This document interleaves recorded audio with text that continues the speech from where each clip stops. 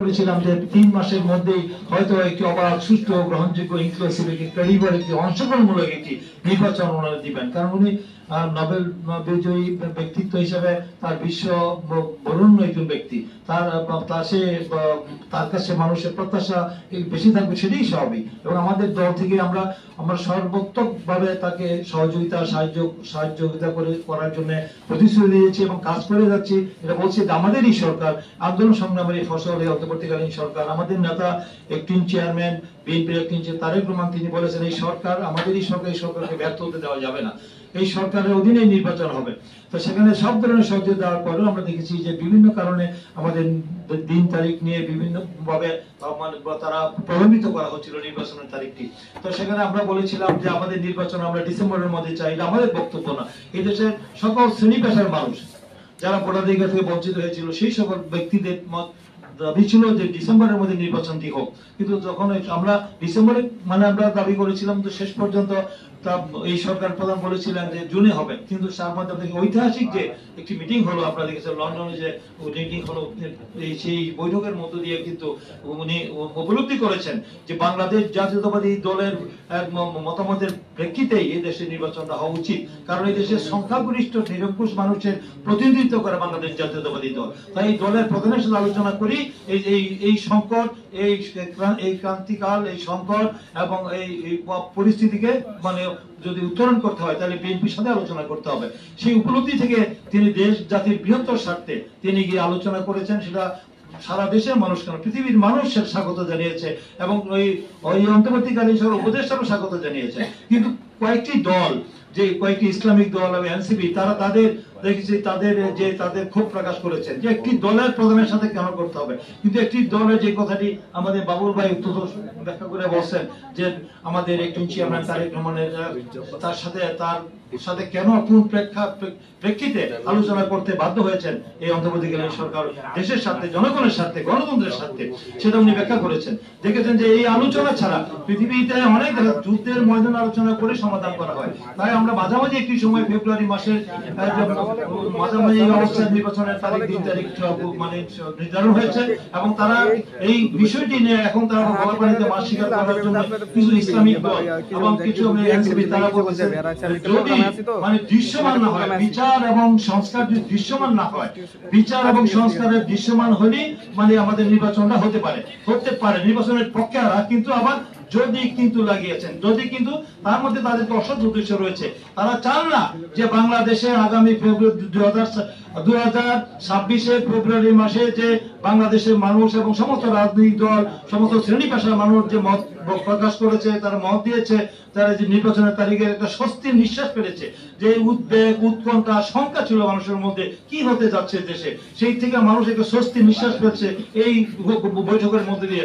তারা আজকে সেখানে আমরা দেখতে পাচ্ছি যদি কিন্তু সেই কথাগুলি সংস্কার এবং বিচার দৃশ্যমান না হলে নির্বাচন পরিবেশের অনুকূল পরিবেশ সৃষ্টি করে একটি দলের সাথে কেন প্রধানের করতে হলো, অন্য বাংলাদেশে কেন হলো না, এই ধরনের অযৌক্তিক কথা যারা তৈরি করছে। তারা চায় না বাংলাদেশে একটি অবাধ, সুষ্ঠু, গ্রহণযোগ্য নির্বাচন হোক। তারা একটি দেশে অস্থিতিশীল পরিস্থিতি তৈরি করার জন্য তারা জানে যে তারা যদি নির্বাচন হয় তারা জামানত বাজেয়াপ্ত হবে তাদের। তাই তারা বিভিন্ন অজুহাতে বিভিন্ন কথা বলে পরিস্থিতিকে ঘোলাটে করার জন্য তারা সেই যুক্তি দিচ্ছেন, খরা যুক্তি। সেই যুক্তি জনগণ সেখানে মানছেন না। জনগণরা বুঝতে পারছে তাদের অসৎ উদ্দেশ্য রয়েছে। দেশের বৃহত্তর স্বার্থ বিবেচনা না করে এই ঠুনকো বিষয় নিয়ে তারা বলছেন যে তার নির্বাচনের একটা জনগণ একটা নির্বাচন করা যাবে না। জনগণ নির্বাচন বলতে তারা কি বোঝাচ্ছে?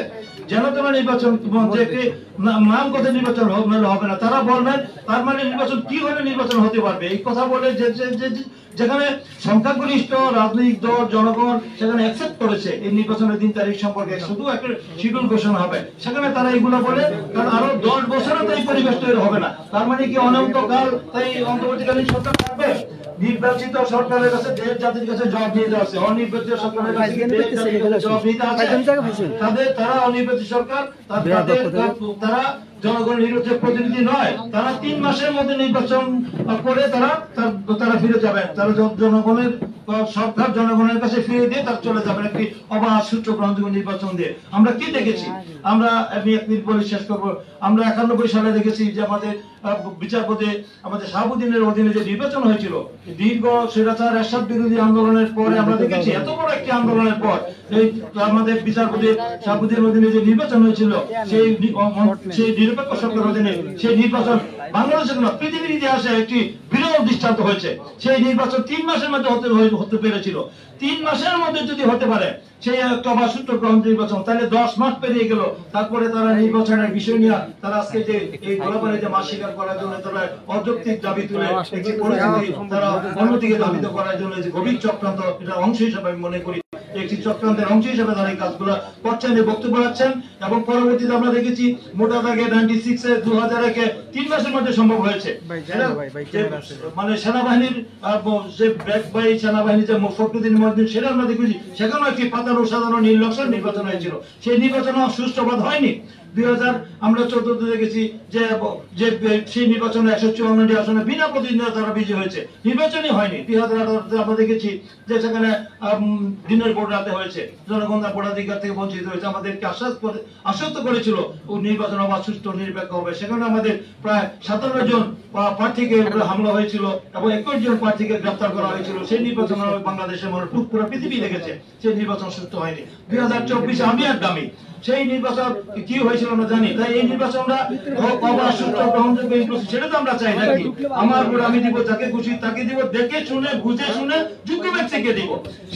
সেই অনুকূল একটি পরিবেশ তৈরি করার জন্য আমরা বলেছি, সেই পরিবেশ কি তৈরি হয় নাই। আমাদের মানে গণতন্ত্রের পূর্ণ বিজয় এখনো হয়নি, চূড়ান্ত বিজয় এখনো হয়নি, আংশিক বিজয় হয়েছে। আমাদের 5ই অগাস্ট যে ঐতিহাসিক ছাত্র গণঅভ্যুত্থানের মধ্যে দিয়ে যে স্বৈরাচারের পতন হয়েছে, ফ্যাসিস্ট সরকারের পতন হয়েছে, এখন আমরা একটি গণতান্ত্রিক সরকার জনগণের ভোটাধিকারের মধ্যে দিয়ে যে জনগণের সরকার যেদিন প্রতিষ্ঠা হবে সেদিনই আমাদের চূড়ান্ত গণতন্ত্রের বিজয় হবে। সেই গণতন্ত্রের বিজয় না হওয়া পর্যন্ত আমাদের যে দাবি, জনগণের দাবি, সেই দাবিগুলি বাস্তবায়ন করার জন্য আমরা কাজ করে যাব।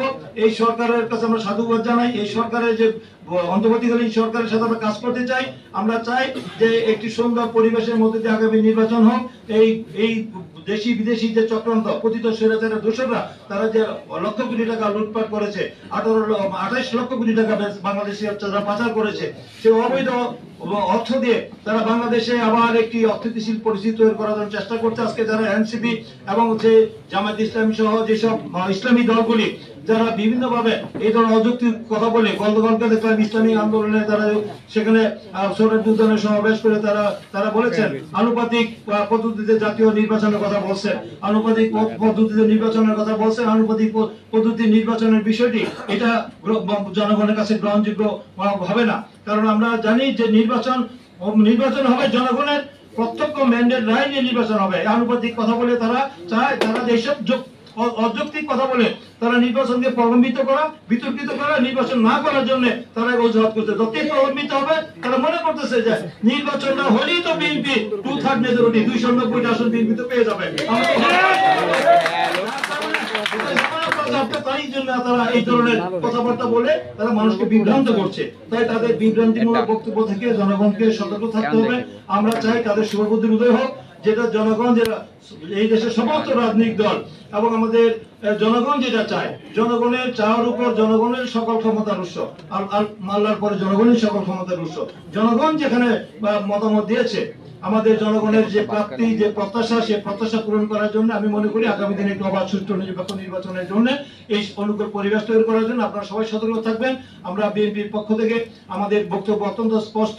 আমরা চাই যে এর মধ্যেই, এই সময়ের মধ্যে হোক, এই যদি কিন্তু মধ্যে আমরা থাকতে চাই না। যারা যদি কিন্তু বলতে চাই তাদেরকে রাজনৈতিক ভাবে আমরা বলবো যে আপনারা এইসব বক্তব্য বাদ দিয়ে আপনারা জনগণ কি চায় এই নির্বাচনের জন্য আপনাদের জনগণের কাছে যান। জনগণ যদি আপনাদেরকে ম্যান্ডেট রায় দেয়, আমরা গণতান্ত্রিক দলকে অবশ্যই অভিনন্দন জানাবো। তাহলে আপনারা অবশ্যই আগামী দিনে রাষ্ট্রীয় ক্ষমতায় যদি আপনাকে জনগণ ভোট দিয়ে নিতে চায়, আমাদের কোনো আপত্তি নাই। কিন্তু ভোটের আপনার নির্বাচন না করে আপনারা এইসব অযৌক্তিক কথা বলে কেন গোলাবাড়িতে মাছ শিকার করে মানে ষড়যন্ত্র ষড়যন্ত্রকারীদের সুযোগ করে দিচ্ছেন। আপনারা কি চান স্বৈরাচারের দোসররা এই প্রেতাত্মারা আবার রাজনীতিতে পুনর্বাসন হোক? কিন্তু আওয়ামী লীগের যদি সুযোগ আপনাদের এইসব অপকর্মের জন্য আওয়ামী লীগের যদি আবার মাথাচাড়া দেওয়ার সুযোগ পায়, সমস্ত দায় দায়িত্ব আপনাদেরকে বহন করতে হবে, তাদের বিরুদ্ধে আমাদের পক্ষপাত থাকতে হবে। এই কথা বলে আগামী দিনে মানুষের প্রত্যাশা যেন আমরা পূরণ করতে পারি।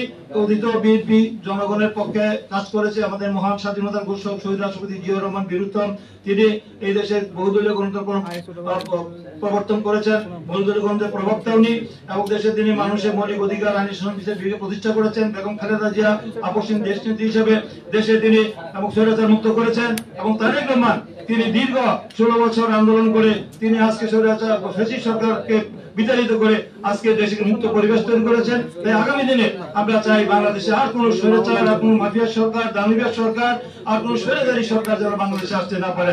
জনগণের সরকার যেন বাংলাদেশে প্রতিষ্ঠিত হয়, জনগণের প্রাপ্তি প্রত্যাশা যেন পূরণ হয়, এই আশাবাদ ব্যক্ত করে সকলকে ধন্যবাদ দিয়ে